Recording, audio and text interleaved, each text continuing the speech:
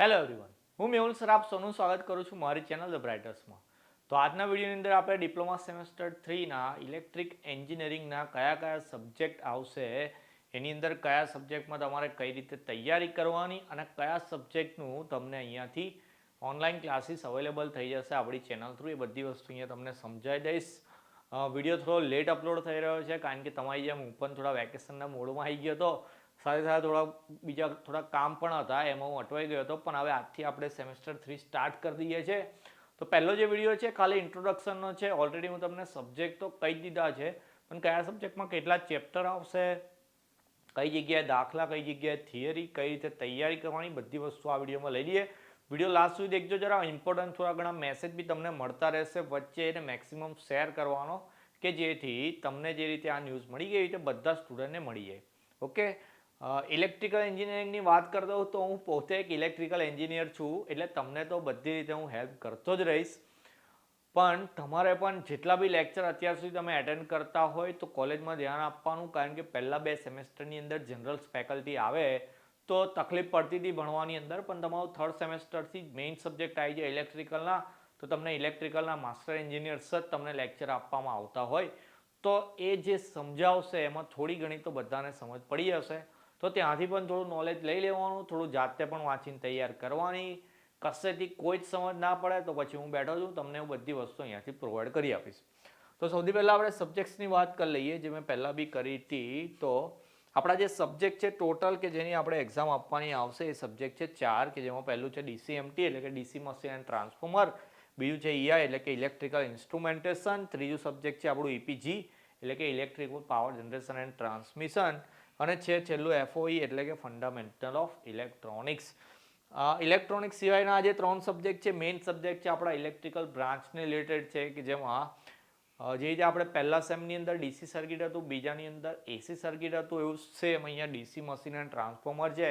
તો મતલબ DC મશીનની અંદર DC મોટર છે, એમાં કઈ ટાઈપની મોટર આવે, એ મોટરની સ્પીડ, ટોર્ક, કેરેક્ટરિસ્ટિક્સ, કે મોટરની અંદર સ્ટાર્ટર કયા વપરાય, બધી વસ્તુ આવી જશે. એના પછી ટ્રાન્સફોર્મર એટલે કે બીજું અલ્ટરનેટર બી નામ છે એનું, તો કયા ટાઈપના ટ્રાન્સફોર્મર આવે, એનો ઉપયોગ કઈ જગ્યાએ થાય, એની લાક્ષણિકતાઓ કઈ છે, બધી વસ્તુ આપણે આ સબ્જેક્ટમાં ભણવાની આવશે.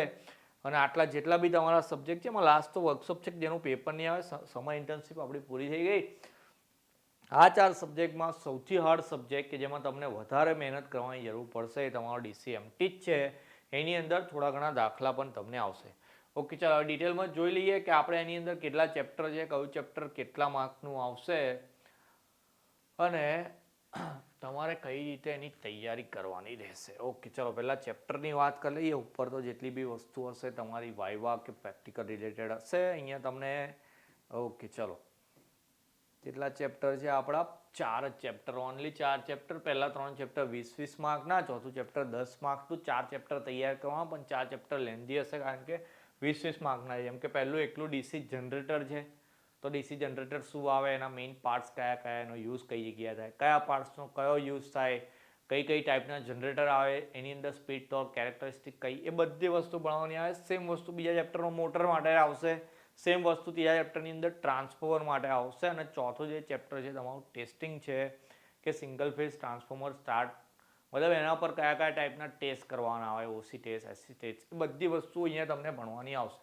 ઉપર તમે જોઈ શકો એમ કે તમને ડિટેલમાં કયા ચેપ્ટરમાં કયા ટોપિક આવે, જેમ કે મેં અત્યારે વાત કરી OC test, SC test, back to back test, direct load test, જેટલા બી test single phase transformer possible હોય બધી વસ્તુ વિથ ડાયાગ્રામ શીખવાની આવશે. ઓકે, અને મેં જે દાખલાની વાત કરતો તો એ દાખલાની અંદર ટ્રાન્સફોર્મરની અંદર બી દાખલા આવશે તમારે, કે જેની અંદર એફિશિયન્સી ફાઇન્ડ કરવાની આવે, મેક્સિમમ એફિશિયન્સી અહીંયા લખ્યું છે ન્યુમેરિકલ, અહીંયા બી ન્યુમેરિકલ લખ્યું. તો તમારા ત્રીજા ચેપ્ટરની અંદર દાખલા આવશે. એની સાથે બીજું ચેપ્ટર તો આપણું જનરેટરવાળું છે, એમાં મોટરવાળું છે, એમાં દાખલા નહીં હોય. પહેલા ચેપ્ટરમાંથી પણ દાખલા નહીં હોય. ઓકે, ચાલો એક જ ચેપ્ટર છે કે જેમાંથી દાખલા આવશે, પણ અહીંયા તમે EMF ઇક્વેશનની વાત કરું તો EMF ઇક્વેશનની અંદર થોડું સંકલન વિકલન કે જે સેમ 2માં શીખી ગયા આપણે, RMSની અંદર બી કરતા હતા, RMS એવરેજ વેલ્યુની અંદર, એના જેવું જ આવશે આમાં. સબ્જેક્ટ થોડો ઇમ્પોર્ટન્ટ છે અને સાથે થોડો લેન્ધી છે, મહેનતની થોડી વધારે જરૂર પડશે. બીજો સબ્જેક્ટ છે ઇલેક્ટ્રિકલ ઇન્સ્ટ્રુમેન્ટેશન. એની બી વાત કરીએ તો ઇલેક્ટ્રિકલ ઇન્સ્ટ્રુમેન્ટેશન ગુજરાતીમાં સાધનોની વાત કરે કે ઇલેક્ટ્રિકલની અંદર કયા કયા સાધનો વપરાય, એ સાધનો વિશે આપણે ડિટેલમાં શીખવાનું આવશે. તો એ સાધનોની અંદર પહેલાં વાત કરી લઈએ કે કેટલા ચેપ્ટર આવશે, કયું ચેપ્ટર કેટલા માર્કનું, પછી તમને બતાવી દઉં કે કઈ કઈ વસ્તુ ભણવાની આવશે તમારે. ઓકે, ચલો 5 ચેપ્ટર છે આમાં. હા, ચલો 5 ચેપ્ટર છે. એમાં સૌથી વધારે માર્કનું ચેપ્ટર લાસ્ટ છે ટ્રાન્સડ્યુસર, 21 માર્કનું, અને 20 માર્કનું તમારું 3rd નંબરનું electromechanical instrument. Okay, electromechanical instrument ઇલેક્ટ્રિકલમાં બી વપરાય, મિકેનિકલમાં બી વપરાય, એટલે ઇલેક્ટ્રોમિકેનિકલ નામ આપેલું. પહેલું ફંડામેન્ટલ છે કે મેઝરમેન્ટ શું છે, ઇન્સ્ટ્રુમેન્ટેશન શું છે. કોઈ બી રાશિ માપવી હોય, જેમ કે વોલ્ટેજ માપવો હોય, કરંટ માપવો હોય તો વોલ્ટેજ માપવા વોલ્ટ મીટર, કરંટ માપવા એ મીટર. તો કઈ કઈ વસ્તુ માપે, કયા કયા સાધનો વપરાય, એ સાધનો કેવા આવે એની ફિગર ડ્રો કરવાની, એ સાધનની અંદર કઈ કઈ વસ્તુ આવે કે જેનું શું કામ છે, એ સાધનનો કઈ જગ્યાએ ઉપયોગ થાય, સાધનને આપણે કઈ રીતે ચેક કરવાનું, એ બધી વસ્તુ આ સબ્જેક્ટમાં ભણવાની આવશે. ટ્રાન્સડ્યુસરની વાત કરીએ, એમ એલવીડીટી આરવીડીટી વાળા જે ક્વેશ્ચન છે મોસ્ટ આઈએમપી પૂછાતા હોય, હું તમને આઈએમપી તો આપીશ. કે 5મું ચેપ્ટર તો વાર છે, હજુ તમારા ઇન્ટરનલમાં મે બી 1, 2, 3 ચેપ્ટર આવતા હોય તો એની ચર્ચા કરાવી દઉં પહેલાં ઉપરથી. તો આપણું જે પહેલું ચેપ્ટર છે ફંડામેન્ટલ, તો એમાં મેં તમને વાત કરી કે પહેલાં મેથડ કઈ ઓકે, કઈ રીતે માપવાનું એ બધી વસ્તુ છે. પછી માપવા માટે કઈ એની રેન્જ આવે, ટ્રુ વેલ્યુ આવે, ઇન્ડિકેટર આવે, એરર આવે, જે રીતે ફિઝિક્સની અંદર એરર આવતી હતી એ જ વસ્તુ આમાં બી આવશે. સેમ ક્વેશ્ચન છે. બીજા કોઈ ચેપ્ટરની અંદર વાત કરી લઈએ તો ડીસી પોટેન્શિયોમીટર છે, પછી dial type, Crompton type potentiometer, okay, Kelvin's double bridge. Okay, આ બ્રિજવાળા ક્વેશ્ચન છે, એમાંથી 2-3 બ્રિજ પૂછાતા હોય ક્વેશ્ચનની અંદર. પછી આ મેગરવાળો ક્વેશ્ચન છે, પછી અર્થ ટેસ્ટર છે. આ જેટલા બી છે બધા ઇન્સ્ટ્રુમેન્ટ છે. જે ઇન્સ્ટ્રુમેન્ટ એવા છે કે ઇલેક્ટ્રિકલની અંદર જેટલી બી ક્વોન્ટિટી આવે, કરંટ, વોલ્ટેજ, રેઝિસ્ટન્સ છે, ઇમ્પિડન્સ છે, એ બધી વસ્તુ માપવા માટે વપરાતા હોય. સબ્જેક્ટની અંદર કોઈ વાંધો નહીં આવે, થોડું વાંચવું પડશે, ફિગર યાદ રાખવી પડશે. બાકી ઓવરઓલ કહું તો સબ્જેક્ટ સહેલો છે. ઇલેક્ટ્રિકલ પાવર જનરેશન અને ટ્રાન્સમિશન. ઓકે, ચલો આપણા ઘેર જે રીતે ઇલેક્ટ્રિકલનો સપ્લાય આવે, આપણને એવું ખબર કે જીઈબીમાંથી આવે, પણ જીઈબી સુધી કેવી રીતે આવે, જીઈબીમાં કેવી રીતે જનરેટ થાય, ત્યાંથી આપણા ઘરે કેવી રીતે પહોંચે, અને ઘરે એનું ટ્રાન્સમિશન કેવી રીતે થાય, એ બધી વસ્તુ ભણવાની આવે. આ સબ્જેક્ટ બી ઓવરઓલ સહેલો છે, અને આમાં બી કોઈ જાતનો તમને વાંધો નહીં આવે. ચેપ્ટર કેટલા છે પહેલાં એની ચર્ચા કરી લઈએ. તો આની અંદર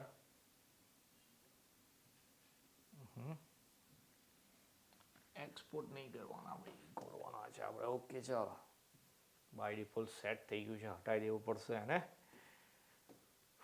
ઓકે, ચાલો ચેપ્ટર આની અંદર છે આપણા ટોટલ 5. ઓકે, 5 ચેપ્ટર છે. એમાં દેખો જરા, પહેલું chapter generation of electrical power.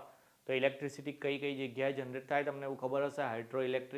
Hydro power plant છે, ન્યુક્લિયર પાવર પ્લાન્ટ છે, થર્મલ પાવર પ્લાન્ટ છે, okay, wind energy power plant છે. જેટલા બી પાવર પ્લાન્ટ છે ત્યાંથી ઇલેક્ટ્રિસિટી જનરેટ થાય. તો બધા પ્લાન્ટ તમને શીખવાના આવશે પહેલા ચેપ્ટરની અંદર. Variable load on power station. તો પાવર સ્ટેશન એટલે કે જ્યાંથી આ બધી એનર્જી એક જગ્યાએ લાવવામાં આવે એને પાવર સ્ટેશન કહેવાય. આપણે જેને સાદી ભાષામાં જે બી કહેતા હોય છે એ. પછી એલિમેન્ટ્સ ઓફ ઓવરહેડ છે, કયા કયા સાધનો વપરાય. એના પછી પરફોર્મન્સ ઓફ ટ્રાન્સમિશન સિસ્ટમ, અને લાસ્ટનું છે તમારું high voltage DC transmission system. તમે દેખતા હોય કે રોડ પર તમે એક જગ્યાએથી બીજી જગ્યાએ જતા હોય તો વચ્ચે પેલા લાંબા ટાવર હોય કે જેના પરથી લાઈન જતી હોય, ટ્રાન્સમિશન લાઈન. તો એ એકચ્યુઅલી ટ્રાન્સમિશન લાઈન છે કે જેના થ્રુ એક જગ્યાએથી બીજી જગ્યાએ આપણે સપ્લાય કરીએ છીએ વોલ્ટેજ.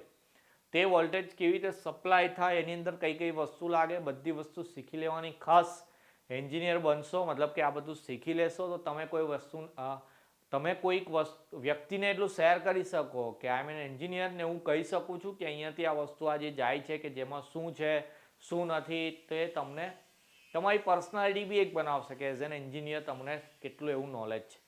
તો શીખી લેવાની બધી વસ્તુ. જીટીયુમાં આઈએમપી મતલબ સારા માર્ક્સ લાવવા માટે કયા ક્વેશ્ચન કામ લાગશે તો હું તમને કહી જ દઈશ.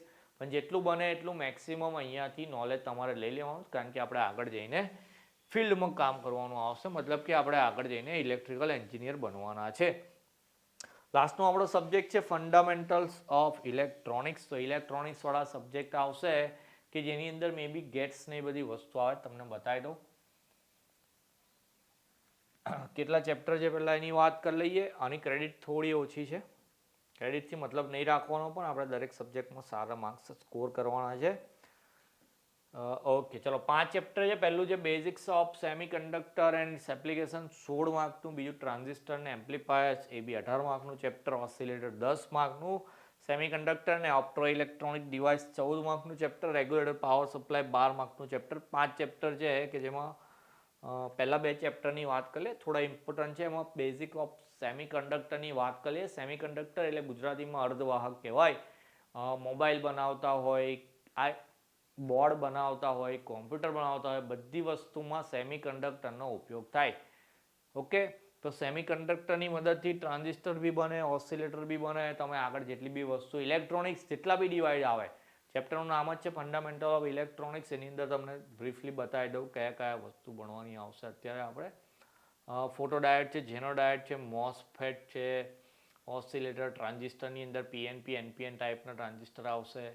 પછી રેક્ટિફાયર બી આવે. રેક્ટિફાયર એટલે કે જે એસીને ડીસીમાં કન્વર્ટ કરી દે. ઓકે, એટલે એસી સપ્લાયને ડીસીમાં જે કન્વર્ટ કરે રેક્ટિફાયર થઈ જાય.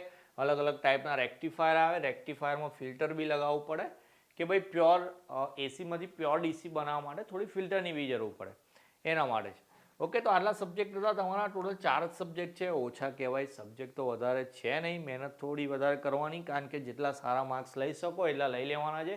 પહેલાં કીધું એમ કે ડીસીએમટીમાં થોડી વધારે મહેનત કરવી પડશે, અને ઇલેક્ટ્રોનિકની અંદર મે બી પણ એટલું બધું ટફ નહીં પડે. પણ પહેલો આ સબ્જેક્ટ તમારો ડીસીએમટી છે કે જેના ઉપર પહેલેથી જ વધારે ધ્યાન આપવાનું તમારે છે.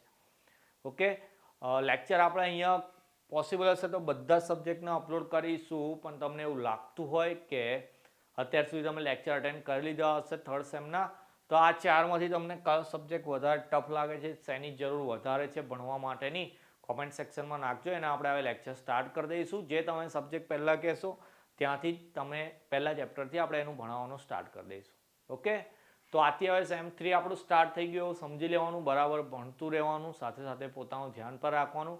મળીશું નેક્સ્ટ વિડીયોમાં. ત્યાં સુધી જય હિન્દ, જય ભારત.